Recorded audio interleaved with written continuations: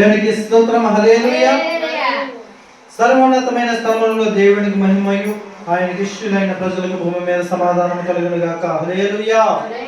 వారు కూడా పరిశుద్ధాత్మ దేవుడు మనతో మాట్లాడడానికి ఆయన సిద్ధముగా ఉన్నాడు కాబట్టి మనందరం కూడా ఆయన మాట్లాడడానికి సిద్ధముగా ఉందామా? అయితే కనుక శక్తివంతమైన స్తోత్రం చెప్తాం. చేతులెత్తి హల్లెలూయా, హల్లెలూయా, దేవునికి స్తోత్రం. యేసుక్రీస్తు ప్రభువారు ఈ లోకంలో 3.5 సంవత్సరాలు ఆయన పరిచర్య చేశారు. ఎన్ని సంవత్సరాలు?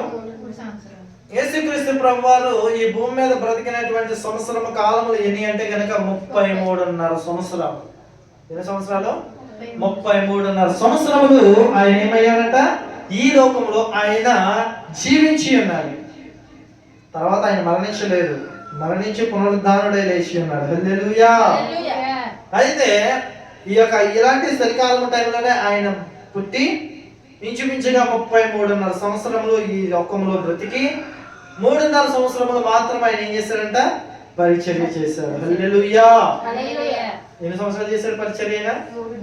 ఆ 3.5 సంవత్సరాలు చేసినటువంటి ఆ పరిచర్య ఏదైతే ఉందో ఆ పరిచర్య ఇప్పుడు సకల లోకాన్ని కూడా కదిలించేటువంటి పరిచర్య చేశారు. హల్లెలూయా. అంటే సర్వలోకానికి సరిపడేటువంటి మాటల్ని 3.5 సంవత్సరములలో ఆయన అందించి ఈ లోకం నుంచి ఆయన ఆరోహణమయ్యి ఆయన లోకంలోనికి వెళ్ళాడు.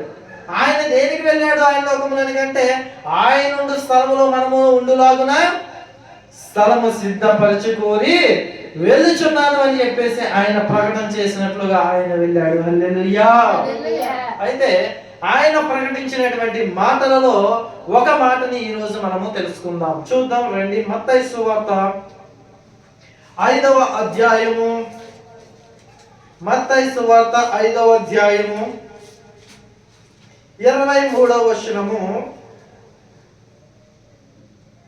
చదువుకుందాం. కావున నీవు బలిపీఠమునొద్ద అర్పణము అర్పించుచుండగా నీ మీద నీ సహోదరునికి విరోధమేమైనా కలదని అక్కడ నీకు జ్ఞాపకము వచ్చిన ఎడల అక్కడ బలిపీఠము నెదుటనే నీ అర్పణమును విడిచిపెట్టి మొదట వెళ్ళి నీ సహోదరునితో దేవునికి స్తోత్రం కలుగును గాక. ఏం పడమంటున్నాడండి? అక్కడ సమాధాన పడమంటున్నాడు. మళ్ళా నేను చదువుతాను, ఈసారి జాగ్రత్త కలిగి వినండి ఈ మాటని. కావున నీవు బలిపీఠమునొద్ద అర్పణము అర్పించుచుండగా నీ మీద నీ సహోదరునికి విరోధమేమైనది కలదని అక్కడ నీకు జ్ఞాపకము వచ్చిన ఎడల అక్కడ బలిపీఠము ఎదుటనే నీ అర్పణలను విడిచిపెట్టి మొదట వెళ్ళి నీ సహోదరునితో సమాధాన పడుము. ఇక్కడ మనం చూద్దాం, చూడండి ఏమంటున్నాడంట? కావున నీవు బలిపీఠమునొద్ద అర్పణమును అర్పించుచుండగా. ఇక్కడ ఏం చేస్తున్నాడంట? ఒక వ్యక్తి బలిపీఠము వద్ద బలి అర్పిస్తున్నాడంట. తెలుసా మీకు ఈ యొక్క విషయము? బలులు ఎక్కడి నుంచి వచ్చినాయి అంటే కనుక అందరూ అంటుంటారు మా హైందత్వం నుంచి వచ్చినాయి అంటారు. కాదు, అవి బైబిల్ నుంచే వచ్చాయి బలులు. ఏం చేశాడంటే దేవుడు ఇజ్రాయేల్ ప్రజలకి ఆజ్ఞాపించాడు. ఇజ్రాయేల్ ప్రజలకి ముందు నుంచే ఒక బలిపీఠం అనేది దేవునికి కట్టమని ఆది కాండము నుంచి కూడా మనకి ఆయన చెప్పుకుంటూ వస్తూ ఉన్నాడు. హల్లెలూయా. బలిపీఠం అంటే తెలుసా అసలు మీకు? ఏంటి బలిపీఠం అంటే? ఇక్కడ నుంచున్నది ఇది బలిపీఠం అని అనుకుంటున్నారా? అది పాస్టర్లు చెప్పేటువంటి బలిపీఠము. వాస్తవానికి ఇది క్రీస్తు మరణించిన తర్వాత ఏర్పాటు చేయబడినటువంటి బలిపీఠం ఇది. కానీ అప్పట్లో బలిపీఠం ఏమిటి అంటే కనుక కొన్ని రాళ్లను ఒక దగ్గర జతపరిచి ఒక గొప్ప ఒక ఎత్తైన స్తంభముగా దాన్ని నియమించి అక్కడ పశువులను బలిచ్చేవారు. దేవుడు చేసినటువంటి మేలులను బట్టి పశువులను బలిచ్చేవారు. హల్లెలూయా. ఆ విధముగా బలిపీఠం ఉండేది. ఆ తర్వాత దేవుడు ఏం చేస్తాడంటే ఒక ప్రత్యక్ష గుడారాన్ని ఏర్పాటు చేయండి, అంటే ఒక మందిరాన్ని. నా కొరకే ఇజ్రాయేలు ప్రజల్ని ఐగుప్తు నుంచి విడిపించిన తర్వాత దేవుని భయము ఇజ్రాయేలు ప్రజలకు ఉండాలని చెప్పేసి వారు ఉన్నటువంటి ఆ యొక్క ఆ అడవిలో ఎక్కడైతే వారు నివసిస్తున్నారో వారి మధ్యన ఒక ప్రత్యక్ష గుడారాన్ని ఏర్పాటు చేయమన్నారు. ప్రత్యక్ష గుడారం అనగా దేవుని మందిరం. ఈ యొక్క ప్రత్యక్ష గుడారం ఏర్పాటు చేయమని అక్కడ ఏం చేయమన్నాడంట, ఒక ఆవరణమును, ఒక పరిశుద్ధ స్థలమును, అతి పరిశుద్ధ స్థలమును అనేటువంటి 3 స్థలాలను నియమించమన్నాడు. ఆవరణంలో బలిపీఠాన్ని కట్టమన్నాడు. అక్కడ హోమగుండాన్ని, బలిపీఠాన్ని అక్కడ ఏం చేయమన్నాడు, దేవుడు కట్టమన్నాడు. కట్టిన తరువాత అక్కడ ఏం చేసేవాడంటే యాజకత్వాన్ని వహించేటువంటి ఒక వ్యక్తి ఉండేవాడు. ఆ మందిరంలోనికి వెళ్ళాలి అంటే అప్పుడు దేవుని పరిశుద్ధ స్థలంలోనికి వచ్చి ఎవరైనా ప్రార్థన చేయాలి అంటే మొట్టమొదటిగా వారి వారి పాపమును ఒప్పుకొని అప్పుడు దేవుని మందిరంలోకి రావాలి. దేవుడు అప్పుడు పరిశుద్ధుడే, ఇప్పుడు పరిశుద్ధుడే. దేవుడు పాపాన్ని సహించువాడు కాడు. నువ్వు పాపము చేసి దేవుడి మందిరంలోనికి వెళ్తే దేవుడు రాణిస్తాడనుకుంటున్నారా? తస్మత్ జాగ్రత్త జాగ్రత్త. చాలా భయంకరమైన శిక్ష అనుభవిస్తాము. పాపము చేయకుండానట్లు మనం ఏం చేయాలి, మనల్ని మనము ఎప్పటికప్పుడు కడుక్కుంటూ ఉండాలి. వాక్యం అనేటువంటి ఉదక స్నానంతో మనల్ని మనం ఎప్పటికప్పుడు కడుక్కుంటూ ఉండాలి. హల్లెలూయా.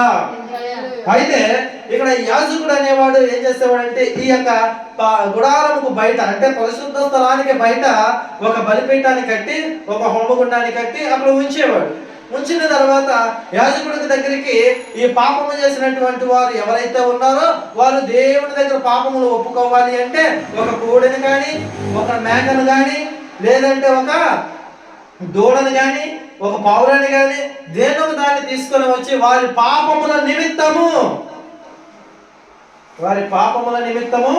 ఇదిగో నేను ఈ కోడిని బలిస్తున్నాను, ఇదిగో ఈ మేకను బలిస్తున్నాను, ఇదిగో నేను ఈ యొక్క పావురాన్ని బలిస్తున్నాను అని చెప్పేసి అక్కడ వారి పాపములన్నీ కూడా యాజకుడి దగ్గర ఒప్పుకొని ఆ బలి పీఠం దగ్గర ఆ బలిని అర్పించిన తర్వాత అప్పుడు ఏం చేయాలంటే దాన్ని తీసుకొని వెళ్ళి ఆ యొక్క హోమగుండం ఏదైతే ఉందో దాంట్లో వేసి దాన్ని కాల్చివేయాలి.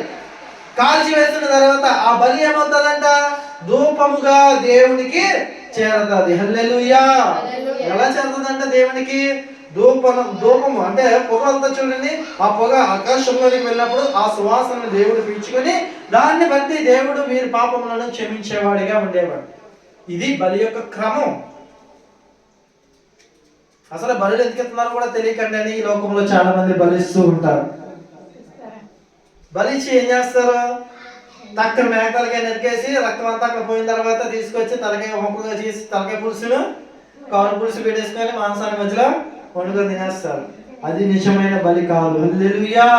నిజమైన బలి దేవుడికి సమర్పించి బలిగా ఉండాలి. అలా బలించుకుంటూ పోతే కనుక ఈ లోకంలో ఇంక ఏది కూడా మిగలదు మనుషులు చేసే పాపాలకి. అనంటారు కదంటారా, ఖచ్చితంగా మనుషులు చేసేటువంటి పాపాలు ఎక్కువైపోయిన తరువాత ఇలా పాపం చేసుకుంటూ ఉంటా ఉంటే మనిషి భూమి మీద ఒక జీవిని కూడా ఉంచడరా బాబు, వీడు సముద్రంలో జీవరాశులతో సహా మొత్తం అన్నిటిని కూడా చంపేస్తాడు అని చెప్పేసి ఈ యొక్క పాపాలని కడిగి వేయడం కోసము, అసలు పాపం అనేది ఈ కడిగి వేయడం కోసము, ఇంక ఏ జీవి బలవకుండా ఉండడం కోసము ఒక గొర్రె పిల్లగా నజరేయుడైన యేసుక్రీస్తు ప్రభువారు ఈ లోకంలోనికి వచ్చి పాపము గొర్రె పిల్లగా ఆయన వధించబడ్డాడు. హల్లెలూయా. అందుకే యేసుక్రీస్తు రక్తంలో కడగబడినప్పుడు అనగా బాప్తిస్మం అనేటువంటి నీటి మూలముగా మనం బాప్తిస్మం పొందుకున్నప్పుడు మన పాపములన్నీ కూడా కడిగి వేయబడతాయి. అందుకే క్రైస్తవులు బాప్తిస్మం తీసుకుంటారు. క్రీస్తుని అంగీకరించిన వారు బాప్తిస్మం ఎందుకు తీసుకుంటారంటే అందుకే ఆ యొక్క బలియాగము జరిగింది. ఇంకా ఆయన నామములో ఎప్పుడైతే మనము నీటిలో ముంచబడి మళ్ళీ లేపబడతామో అప్పుడే నీ పాత జీవితము గతించి సమస్తమును ఇదిగో నూతనమగునట్లుగా మన దేహం అంతయు చేయబడును. హల్లెలూయా. దానిని ఎందరైతే అంగీకరిస్తారో వారందరూ కూడా రక్షణ పొందుతారు, ఆయన రాజ్యంలో ఉంటారు. ఇది నమ్మిన వారికి శక్తి, నమ్మని వారికి ఇది వెర్రితనము. హల్లెలూయా. అయితే ఇప్పుడు వచ్చేద్దాం చూడండి. కావున నీవు బలిపీఠం వద్ద అర్పణ అర్పించుచున్నప్పుడు, ఈసారి అంటున్నాడు, ఏమంటున్నాడంట? దేవుడి సన్నిధిలోనికి వచ్చి ప్రభువా నన్ను క్షమించు అని నీవు అడిగే ముందు మనం ఏం చేయాలంట? మన సహోదరుడితో మనకు ఒకవేళ విరోధం ఉందేమో, చాలా మంది పెట్టుకుంటూ ఉంటారు కదండి ఈరోజు. అన్నదమ్ములే కాదు, అక్క చెల్లెళ్ళే కాదు, భార్య భర్తలు అవునంటారు కదంటారా. అంతేకాకుండా అత్త కోడళ్ళు, అంతేకాకుండా మామ అల్లుళ్ళు, అంతేకాకుండా ఎవరైతే ఇద్దరు వ్యక్తులు ఉన్నారో వారిద్దరు స్నేహితులు అయి ఉండొచ్చు, బంధువులు అయి ఉండొచ్చు, లేదంటే పొరుగు వారు అయి ఉండొచ్చు, ఎవరో తెలియని వ్యక్తులతో గొడవెట్టుకుని ఉండొచ్చు. చాలా మంది ఏం చేస్తుంటారంటే వారికి క్షమాపణ చెప్పరు కానీ ప్రభువు దగ్గరికి వచ్చి అయ్యా నా పాపాలు క్షమించు అంటే అవి పోతాయా? బాబు, అందుకే యేసుక్రీస్తు ప్రభు వారు ఏమంటున్నారంట? కావున నీవు బలి అర్పించేటప్పుడు, అంటే దేవుడి మందిరంలోనికి వచ్చి నీవు క్షమాపణ అడిగే ముందు ఒక్కసారి ఆగు బిడ్డ, ఆగి నువ్వేం చేయాలంటున్నాడు చూడండి. బలిపీఠం వద్ద అర్పించుచుండగా, అంటే నీవు ప్రార్థన చేయుచుండగా మునిపే నీ మీద నీ సహోదరునికి గాని, నీ మీద నీవు ఎవరి మీద కోపం పెట్టుకుంటే గాని, లేదంటే నువ్వు కోళ్ళ అయితే అత్తగారి మీద, అత్తగారి అయితే కోళ్ళ మీద ఒకవేళ నీకు కలహములు ఉంటే కనుక మొట్టమొదటిగా ఏం చేయాలంట? దేవుని దగ్గరికి వెళ్ళి ప్రార్థన చేసే ముందే వారి దగ్గరికి వెళ్ళి ఏం చేయమంటున్నాడు? నీవు సమాధానపడు, వారికి క్షమాపణ అడుగు అని అంటున్నాడు. ఎంతమంది క్షమించగలరండి? ఎంతమంది క్షమాపణ అడగలరు చెప్పండి నిజంగా? నేనెందుకు క్షమించాలా? నేనెందుకు క్షమాపణ అడగాల? నా తప్పు ఏమైనా ఉందా? నా తప్పు లేకుంటే నేనేలా క్షమాపణ అడగను? వాళ్ళు నా మీద తప్పుడు నిందలు వేశారు అని చెప్పేసి వారి మీద కోపాలు పెంచుకునేటువంటి స్థితులు మనం చూస్తూ ఉంటాము. అటువంటి వాటిని విడిచిపెట్టమంటున్నాడు. అటువంటి వాటిని విడిచిపెడితేనే దేవుడు నీ స్వరం ఆలకిస్తాడు. హల్లెలూయా. అప్పుడు నీ హృదయ పనిని ఆయన అంగీకరిస్తాడు. చూడండి. అర్పించుచుండగా నీ మీద నీ సహోదరునికి విరోధం ఏమైనను కలదని అక్కడ నీకు జ్ఞాపకము వస్తే, ఓకే, నువ్వు మర్చిపోయావేమో, ఎవరితో గొడవడి మర్చిపోయావేమో, ఇప్పుడే క్షమాపణ చెప్పు. ప్రభు నీతో అంటున్నాడు, ఎవరితో గొడవాడి నువ్వు మర్చిపోయావో ఒకసారి గుర్తు చేసుకొని వెంటనే ఏం చేయమంటున్నాడు? వెళ్ళి వారిని క్షమాపణ అడుగు. అప్పుడు దేవుడు ఏం చేస్తాడంట? నిన్ను దీవిస్తాడు. హల్లెలూయా. ఇంకా అంటున్నాడు చూడండి, అక్కడ నీకు జ్ఞాపకము వచ్చిన ఎడల అక్కడ బలిపీఠం ఎదుటనే నీ అర్పణను విడిచిపెట్టి, అంటే నువ్వు ఏదైతే సమర్పించుకోవాలనుకుంటున్నావో, ఏదైతే ప్రార్థన చేయాలనుకుంటున్నావో ఆ ప్రార్థన అక్కడ ఉంచి మొట్టమొదటి ఏం చేయాలంటే నువ్వు వెళ్ళి సమాధాన పడాలంట. హల్లెలూయా.